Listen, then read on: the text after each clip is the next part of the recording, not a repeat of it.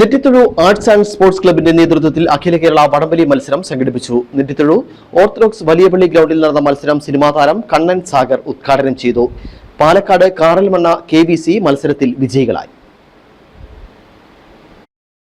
കായിക മേഖലയിൽ നിരവധി സംഭാവനകൾ നൽകി പ്രവർത്തിച്ചുവരുന്ന നെറ്റിത്തുഴു ആർട്സ് ആൻഡ് സ്പോർട്സ് ക്ലബിന്റെ ആഭിമുഖ്യത്തിൽ നിരവധി ടീമുകളെ പങ്കെടുപ്പിച്ചുകൊണ്ടാണ് അഖില കേരള വടംവലി മത്സരം സംഘടിപ്പിച്ചത്.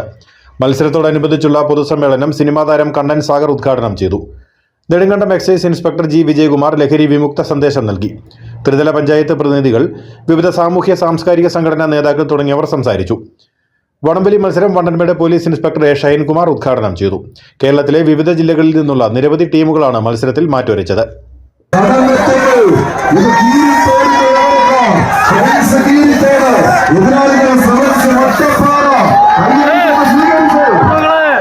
പോരാട്ടങ്ങളിലേക്ക് ഇതിനുണ്ട്.